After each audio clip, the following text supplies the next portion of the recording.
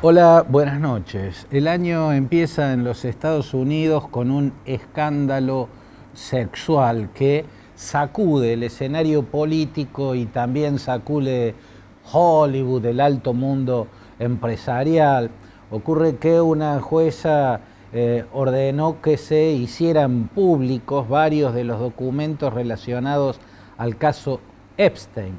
Jeffrey Epstein era un magnate financiero, un millonario, que era parte del jet set, que se codeaba con los más importantes empresarios, con los más importantes políticos, con los astros del cine de los Estados Unidos. Pero Jeffrey Epstein tenía un vicio, una perversión. Le gustaba tener sexo con mujeres jóvenes, con adolescentes, con menores de edad. Una pedofilia que no llegaba a la niñez, pero sí que incurrían lisa y llanamente en el campo del delito porque tenía sexo con jóvenes adolescentes, jóvenes que eran menores de edad.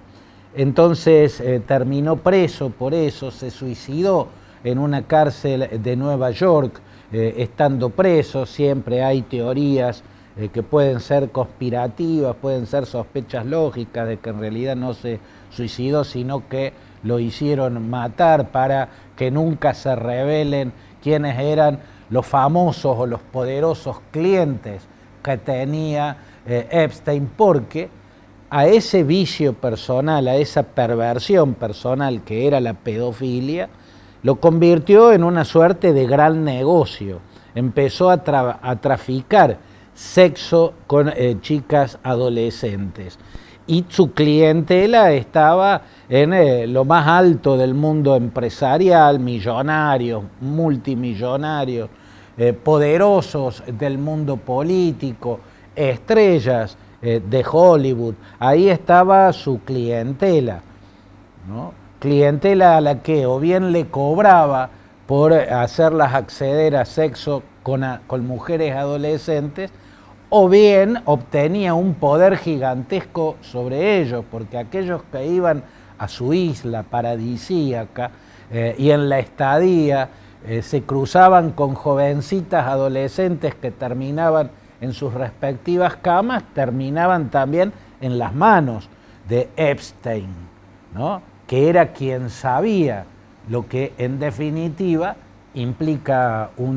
delito. La cuestión es que esta jueza hace abrir documentos y aparecen nombres de famosos, el expresidente Bill Clinton, otras importantes figuras políticas, actores de Hollywood, celebridades como DiCaprio, incluso mujeres, Cameron Díaz, aparecen Tom Hanks, ¿no?, muchas figuras relevantes. Esto no quiere decir que aparezcan acusados de haber tenido sexo con mujeres adolescentes. Aparecen mencionados, y en esto hay que tener en claro que Epstein era un miembro del jet set que se codeaba con famosos de todas las dimensiones del poder en los Estados Unidos, el político, el económico, el mundo artístico. Por lo tanto, se puede aparecer mencionado en los documentos del caso Epstein sin que necesariamente haya pruebas o algo que los convierta en sospechosos de haber sido consumidores, ¿no?, de esa industria que había hecho, la industria del sexo con mujeres adolescentes. Fuera de eso, aparecer mencionado en el caso Epstein es una salpicadura que ensucia en los Estados Unidos, mucho más cuando se trata de figuras sospechables de que puedan haber consumido las adolescentes que les ofrecía Epstein o que encontraban en su isla paradisíaca. El caso de Clinton, que tuvo escándalos que lo muestran como un adicto al sexo, o Leonardo DiCaprio, cuyas novias siempre son extremadamente jóvenes, no menores de edad. pero extremadamente jóvenes, siempre que pasan los 25 años ya no las quiere más de novia y las cambia. Esto no quiere decir que haya consumido adolescentes de Epstein, pero quiere decir que permite las suspicacias y todo lo que se está escribiendo por estas horas en los Estados Unidos. Lo que es importante del caso Epstein, todo es importante en el caso Epstein, pero acá es importante separar este caso de los escándalos sexuales que siempre hubo en la historia norteamericana. Primero, aquellos escándalos sexuales siempre se supieron incluso después de muertos los protagonistas de los mismos. Y siempre los hubo, siempre aparecían en los libros de los biógrafos de las grandes figuras de la política desde la mismísima fundación de los Estados Unidos. George Washington fue protagonista del primer escándalo sexual cuando se publicó en un libro de uno de sus biógrafos que Washington, el primer presidente de los Estados Unidos, tenía una relación oculta con la esposa de un amigo de él. Y esto generó, yo no sé si es cierto o no, pero en los libros se da cuenta de eso. Y hubo otros casos de todo tipo. En el siglo XIX, el presidente Andrew Jackson se casó y cuando se casó, la esposa con la que se casaba todavía estaba casada con otro hombre, un extraño caso de bigamia. Pero luego, en el siglo XX, empezaron a aparecer los escándalos sexuales más picantes, si se quieren, aquellos de los que se habló muchísimo, pero siempre después de la muerte del protagonista. Por ejemplo, el caso de Warren Harding. Warren Harding fue un presidente, era del Partido Republicano, estuvo en la Casa Blanca en los primeros años de la década del 20 del siglo pasado y mucho se escribió de que tenía siempre sexo con su secretaria en un armario que había en el despacho oval de la Casa Blanca. A Harding, su esposa, lo tenía siempre bajo la lupa porque era un infiel patológico. Entonces él temía que su esposa en cualquier momento irrumpiera sorpresivamente en el despacho oval, que es la oficina del presidente en la Casa Blanca, y lo sorprendiera teniendo sexo. Entonces tenía un armario que era bastante grande y ahí se metía, y esto aparece en libros que se han escrito al respecto. Después hubo otros escándalos. Sobre Franklin Delano Roosevelt se escribió que tuvo por amante muchos años a la secretaria de Eleanor Roosevelt, su esposa, ¿no? Pero es algo que también salió a la luz mucho después de que Roosevelt hubiera muerto. El caso de John Kennedy, ¿no? Que fue una suerte de récord, batió todos los récords en materia de infidelidades. El caso más conocido era su amorío con Marilyn Monroe, pero muchas estrellas de Hollywood habrían pasado por la alcoba de John Fitzgerald Kennedy, pero también eso quedó claro y se supo mucho después del asesinato en Dallas.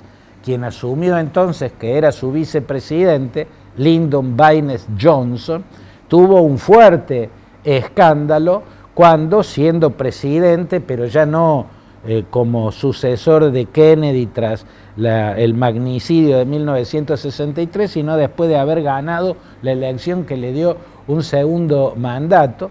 Un día entró sorpresivamente su esposa en el despacho oval y cuentan los biógrafos y los historiadores que recabaron información al respecto que lo encontraron teniendo sexo sobre el escritorio del despacho oval con su secretaria.